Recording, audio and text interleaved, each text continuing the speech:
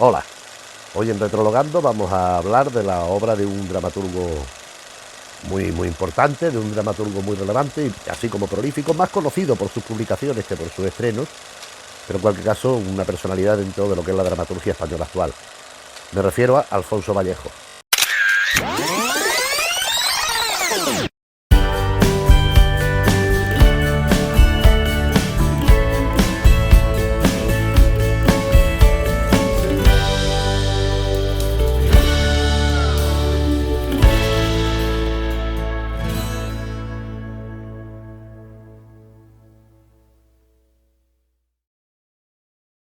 Alfonso Vallejo nace en 1943 en Santander. Bueno, él estudia tal y hace medicina, él se especializa en neurología. Se traslada a Madrid, pues, donde ha desempeñado pues toda su carrera como médico, como neurólogo, hasta que se ha jubilado. Eh, por una parte, este conocimiento de la ciencia, en concreto de la neurología, es algo que deja huella permanente en su obra, como iremos viendo. Así por encima, como siempre, pero bueno. Decir que quien quiera profundizar en la obra de este autor tiene los excelentes textos de Francisco Gutiérrez Carbajo, mi queridísimo amigo, hermano, sabio, conocedor del teatro, y en el caso particular de Alfonso Vallejo, la máxima autoridad que hay sobre él, y el remito a cualquier lector interesado, cualquier persona que quiera saber en profundidad más lo que es la obra de Alfonso, que aquí vamos a tratar pues muy a bola pluma. Bien, decía lo de la ciencia. Él desde muy jovencito empieza también a escribir, bueno, muy jovencito, desde cierto momento de los 70, él decía al principio de los 70 que tenía más obras escritas, más textos, pero muchos no se han conocido. Él combina su labor como neurólogo con la escritura de poesía, con la creación de textos dramáticos y con la pintura. Él es pintor de cuadros, no de paredes, de cuadros, y poeta. Con lo cual, en su teatro que encontramos, por un lado, la influencia de la ciencia, en particular la relativa a la mente y, en fin, y otras cosas, encontramos la fuerza de la imagen y del concepto que aporta la poesía, toda vez que también el grafismo, la plasticidad y lo que es la visión, podemos decir, valga la redundancia, visual que confiere el conocimiento de la pintura. Alfonso Vallejo Fernández Santos lo describió en su momento, lo calificó como un autor isla, un hombre isla, un hombre en tanto, pues que es independiente, que él, bueno, hombre, lógicamente él conoce bastante pues lo que lo ha precedido, lo que es la tradición teatral, lo que se hace en su momento, el momento coetáneo a él, pero él no sigue una línea dramatúrgica, dijéramos, por centrarnos ya a partir de ahora en su teatro.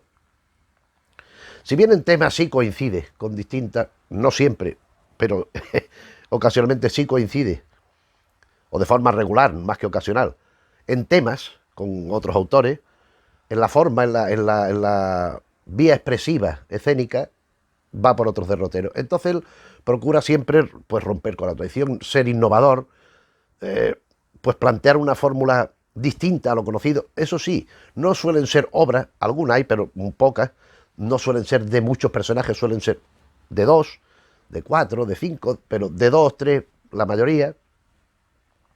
Toda vez que la escenografía, los espacios, los ámbitos escénicos no suelen ser complejos, no es un autor que esté interesado en que la complejidad de la escenografía, del decorado tal, impacte al espectador, sino que lo que le interesa es que al espectador le quede el trasfondo, el contenido que hay en las obras. Ahora veremos que aquí tengo las que tengo yo, porque me faltan, pero veremos unas cuantas, y veremos que dentro de que también son obras muy diferentes unas de otras, pero hay ciertos elementos recurrentes a los que acude una y otra vez, y yo creo que de forma muy voluntaria y con mucha intención.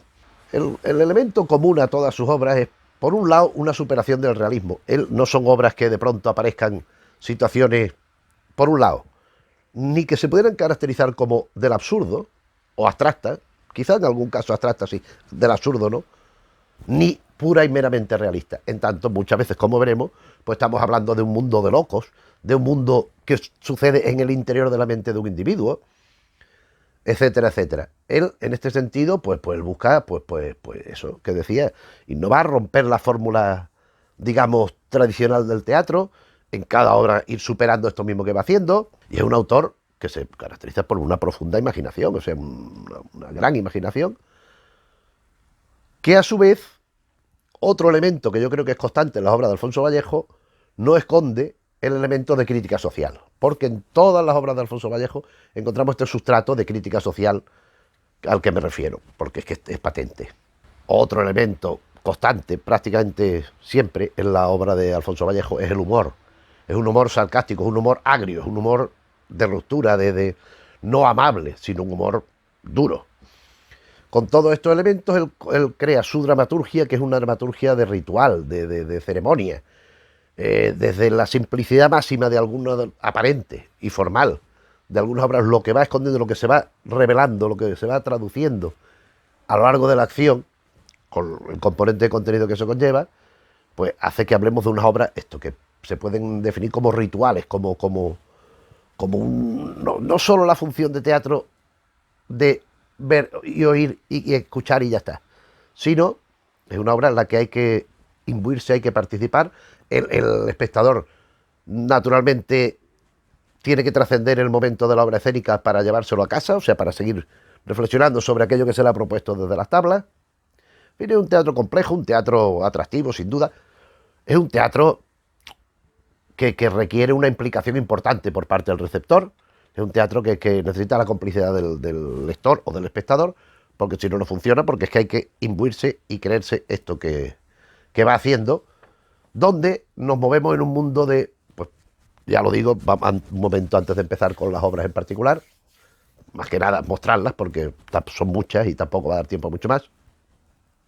Estamos en un mundo donde abundan, como he dicho, los locos, pero donde también abundan los suicidas, donde abundan las personas que distorsionan la realidad, por el medio que sea, donde la sociedad es un caos, es una sociedad degradada, es una sociedad que perjudica al ser humano, que la individualización es, si no diremos perseguida, pero sí pretende ser sometida en aras de la colectividad, no siempre buscando el beneficio del conjunto, sino sencillamente, digamos, derribar lo que es diferente. Lo que no está alienado, pues excluirlo y dejarlo fuera de la sociedad, o domesticarlo y hacer que se integre en ella. Esto vienen a ser algunas de las claves, en mi opinión, temáticas y de lo que es la obra de Alfonso Vallejo. La cronología de sus obras es difícil, aparte de los años de edición, que eso lo podemos ver en cualquier momento, pero en los libros, en la datación que indica, porque él hablaba de que cuando se dio a conocer, pues que había hecho ya 11 obras de teatro, no sé si algunas las reharía y las volvería de otra manera, las retitularía y las cambiaría el contenido, no lo sé, no lo puedo decir porque no tengo ese conocimiento. Yo conozco estas obras que voy a mostrar, están aquí, yo me imagino que está la almendra, sé que me falta algunas, por ejemplo, puedo decir que la última, que es un Nagasaki Macbeth, por lo visto, yo no la conozco, ni la he leído, creo que está publicada, pero yo no la tengo. Y hay otras obras que me faltan, pero esta, por ejemplo, pues sería interesante conocer el Macbeth de Alfonso Vallejo. Me imagino que esto irá en la línea de una que sí que conozco, que es Hiroshima, Sevilla, pero bueno, veremos la obra. En cualquier caso, aquí tenemos el primer tomo, que contiene el primer tomo de las entregas que ha ido sucediéndose, que es lo que digo que es la única forma, más o menos, de datar las obras, que contiene el cero transparente, ácido sulfúrico y el desguace. Aquí lo tenemos.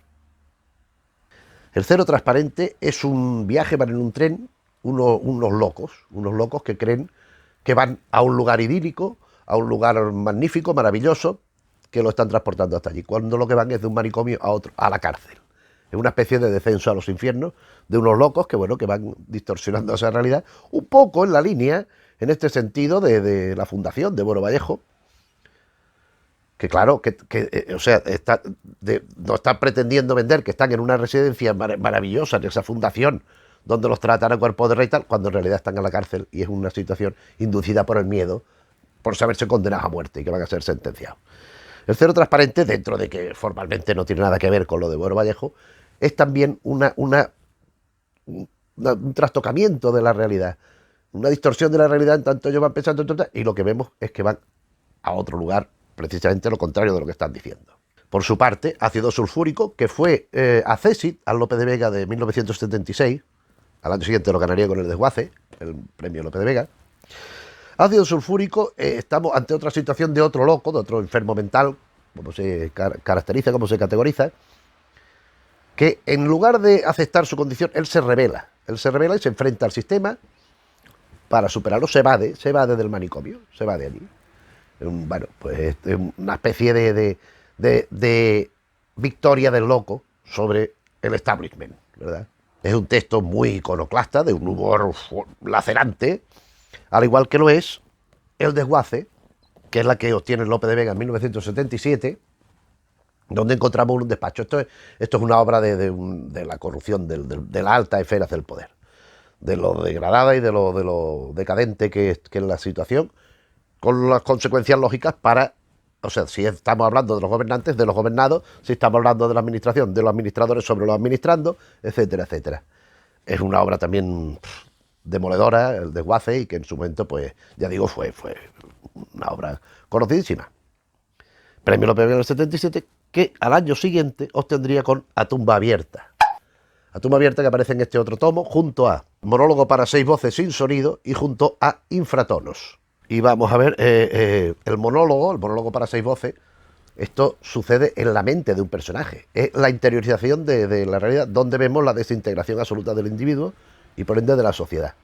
Aquí aparece un personaje del exterior, todo lo que va transcurriendo es la interioridad de la mente del personaje, y aparece el diablo. Y el diablo intenta reconducirlo, intenta llevarlo, pero no lo consigue. Esto es un poco lo que la obra nos viene a decir. Por su parte, en Infratono asistimos a una intervención, la muerte, es uno de los personajes. A mí lo que me llamó la atención, y después yo en cierta medida en una obra mía también lo incorporé, aunque no tiene nada que ver con esto, la muerte es uno de los personajes, interactúa con los demás personajes y es como si fuera un ente individual, episódico, pues como el resto de personajes de la obra. A tumba abierta es una situación de acción bélica, de guerra, donde por un lado están los poderosos y por otro están los locos, el enfrentamiento entre los dos. Volvemos al mundo de la locura, tan querido para el autor y que también lo plantea en el escenario. Ya digo, el Tirso Molina de 1978, al año siguiente a Lope Vega, o sea, 2 años consecutivos, Lope Vega y Tirso Molina, cosa que no está nada mal, vamos, ni al alcance de, pues yo creo que es de nadie. En cualquier caso, es una obra demoledora, es una obra fantástica, pero salvaje, es un ritual de la monstruosidad, de la degradación, de la decadencia que va sucediendo, de los locos enfrentados con los poderosos, claro. En definitiva, estamos hablando de la vida y la muerte, pues una confrontación existencial, pero a través de esta anécdota teatral a la que me refiero. La siguiente entrega, Cangrejos de pared, Latidos y Eclipse, otras 3 obras en este tomo, pues otra entrega, pues de esto que estamos hablando, de dramaturgia. Es que no me puedo entretener tanto como querría, porque es que, claro, es que es imposible. La siguiente aquí está en este número de primer acto, el número 205, Helderlin. Helderlin es una evidente alusión que se confronta en el texto, que se comprueba que es así, al celebérrimo poeta y autor romántico por excelencia, junto con Goethe y con otro, tan opuesto a Goethe que era Helderlin. Y aquí lo que Alfonso Vallejo nos plantea es la búsqueda del ideal romántico. Y el ideal romántico lo encuentra en este poeta maravilloso, excelso, sublime, que fue Helderlin, y que no olvidemos que en sus últimos tiempos fue presa de la locura. O sea, aquí hilvana y unifica la perfección romántica, el ideal buscado de romanticismo, de tragedia romántica y tal, con la locura que padeció el propio Helderlin y que tanto le interesa a Alfonso Vallejo mostrar en sus obras. La siguiente publicación, Monkeys y Gaviotas Subterráneas.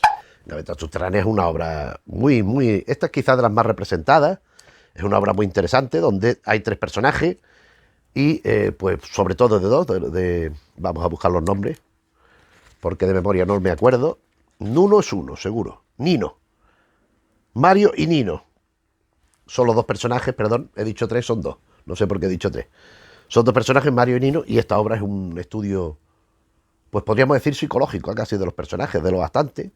A través de la acción teatral, pues vamos indagando y vamos conociendo pues la interioridad de esta gente desde una perspectiva pues esto, psicológica de los personajes.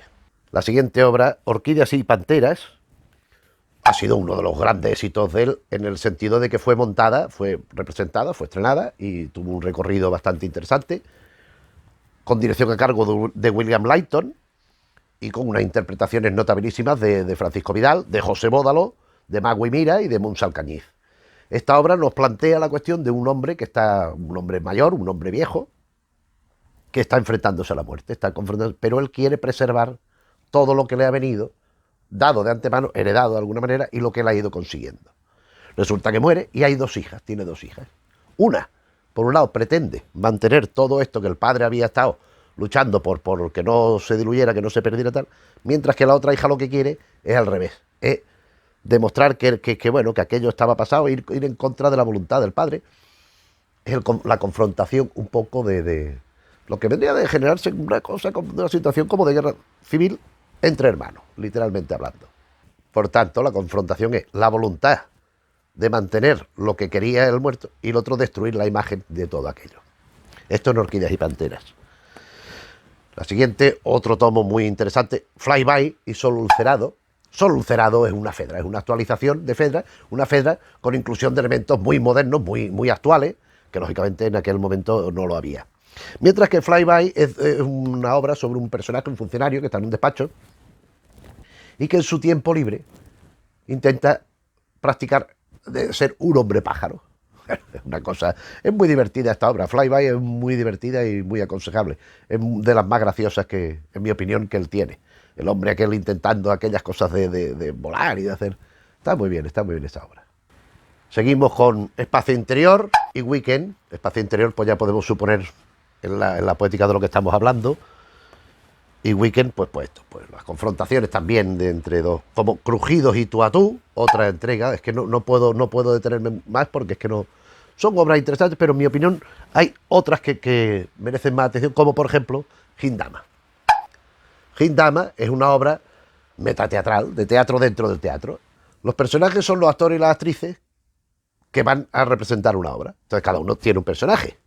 Pero es que resulta que cada uno tiene un personaje que no es el que él cree tener. Él cree que es un personaje y resulta que es otro. Y esta es la dinámica metateatral que fundamenta Gindama, que a mí me parece un experimento sobre teatro magnífico, muy bien llevado y muy divertido a ratos también. Otra obra, Cora. Aquí tenemos una edición en la Antonio Machado de Célicer.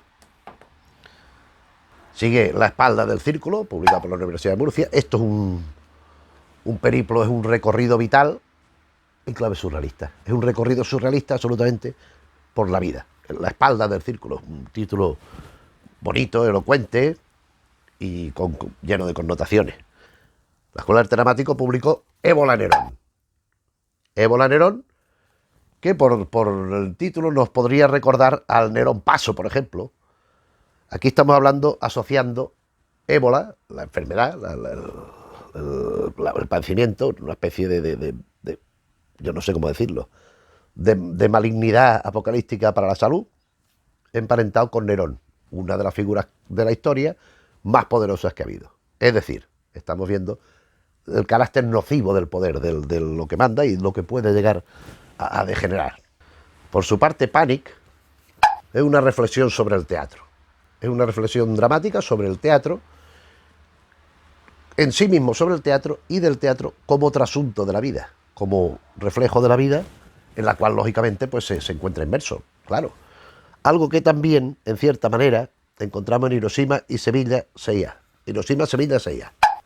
Esta edición de la Asociación de Autores de Teatro, donde la reflexión sobre la vinculación teatro-vida, el teatro se inspira en la vida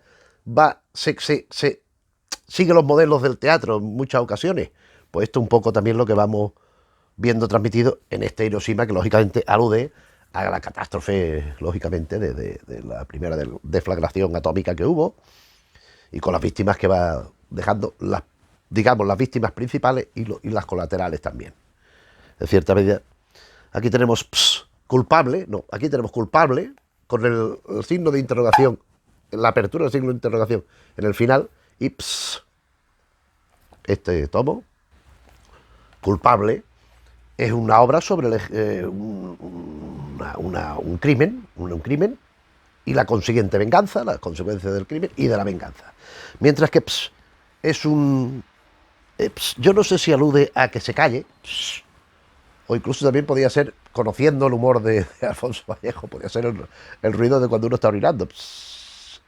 O sea que, en cualquier caso, es una alegoría sobre el ejercicio del poder, sobre las barbaridades que se cometen en nombre del bien común y de siempre desde un ejercicio de las altas esferas del poder. Hay otra serie de obras, yo he traído aquí un par de ellas, perdón, para el texto, de ejemplares, porque la Asociación de Autores de Teatro, desde que ya lo comentamos en otro momento, a propósito de Jesús Campos, cuando Jesús Campos preside la Asociación de Autores de Teatro, realiza una serie de actividades, entre ellas lo denominado Maratón de Monólogos, donde los autores miembros de la asociación podían proponer monólogos que se representaban un día, todos seguidos. Entonces aquí tenemos el número 12 de esta colección, Maratón de Monólogos 2005. Alfonso Vallejo hizo no menos de 4 o 5 de estos monólogos. Entonces él hizo aquí en este tomo Kirstel, una decisión correcta. En este 12. Entonces que en el 17, 2008, 3 años después, hay alguno anterior, pues encontramos de Alfonso Vallejo. Era todo tan bonito entonces. Era todo tan bonito entonces. Su contribución en monólogo es muy interesante, lo que pasa es que está dispersa en los distintos tomos estos.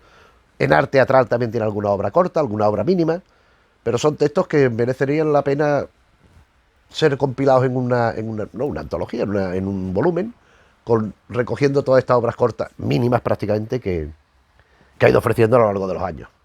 La penúltima obra que conozco yo, El escuchador de hielo, publicado por la Asociación de Autores de Teatro de la Comunidad de Madrid, donde asistimos a la tortura de un individuo. Pero en una primera parte, porque en la segunda el torturado invierte la situación y es el que se venga. Como vemos, relacionado con culpable, en cierta manera, aquello era un crimen, era una situación violenta. En este caso es tortura, torturador, torturado y la inversión de papeles. La venganza del torturado. Y la última, Caos, escrito así, Caos, K-A minúscula guión O-S mayúscula. Esto es una reflexión muy, muy pesimista en torno al individuo mismo per se, porque asistimos a los horrores que hay en la política y en la ideología y en la vida cotidiana. ¿Esto a qué lleva? Lleva al aislamiento del individuo y al desencuentro con los demás, sobre todo, pero también consigo mismo. Este es el caos al que alude el título de la obra. Eso siempre, en mi opinión, ya dije que hay otras más autorizadas que yo. Yo durante muchos años he tenido mucha relación con Alfonso Vallejo. Yo conseguí traerlo a la universidad. Y digo conseguí traerlo porque muchas veces lo invitan a cosas y no va. Bueno, o no iba, ahora no lo sé. Pero en el momento que yo lo trataba, tuvimos mucha relación. Nos veíamos mucho en Madrid, en la tertulia de los lunes, que llevaban los excelentes Manolo Gómez y Chatono Contreras, donde él intervenía, yo intervino también, y donde nos veíamos y hablábamos y cambiábamos impresiones. Quizá una de las razones por las que se le ha estrenado menos es porque él es muy, muy, muy cuidadoso, muy cuidadoso. Él es muy, muy detallista con sus obras, hasta el punto de que las dirige él. Cuando yo lo traje a la universidad, a mí me dijo que lo tenía que dirigir él. Digo, ¿cómo va a dirigirlo tú, hombre?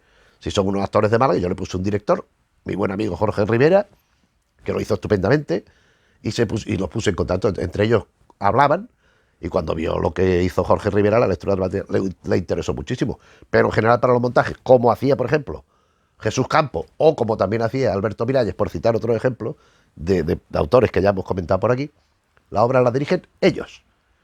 Con lo cual también dificulta, pues, en cierta manera, la difusión en las tablas. En cierta manera y en muchas más maneras, porque claro, aquí cada cual, en fin. Alfonso Vallejo es un autor muy importante, ya digo, un hombre serio, un hombre raro, un hombre curioso, porque tampoco es ni el gruñón clásico, ni el simpático clásico, ni es un hombre muy intelectual, muy, no excesivamente extrovertido, es un hombre que prefiere quedar en un segundo plano en según qué cosa, y cuyo teatro pues es una piedra angular de lo que es la dramaturgia contemporánea española, de la actualidad. Pues lo dejamos aquí. Estas son las obras que yo tengo. Yo ya digo que sé que me faltan, pero bueno, no tengo más. Es el recorrido que hemos hecho por estas obras, que yo creo que es, aparte de que es la inmensa mayoría de su producción, está lo más granado de lo que él ha escrito en teatro. porque poesía ya dije que también tiene otros textos, en fin, otros poemarios, bastantes poemarios. Lo dejamos aquí, no me enrollo más. Si te parece bien el vídeo, pues le puedes dar al me gusta. Si te interesan el teatro, el cómic, la serie de televisión, las películas, las novelas de género, lo que vamos abordando en este canal, pues te puedes suscribir, recomendárselo a la gente que conozcas de tu entorno, que les pueda interesar todas estas cosas. Y nada, pues nos vemos en otro vídeo. Un saludo.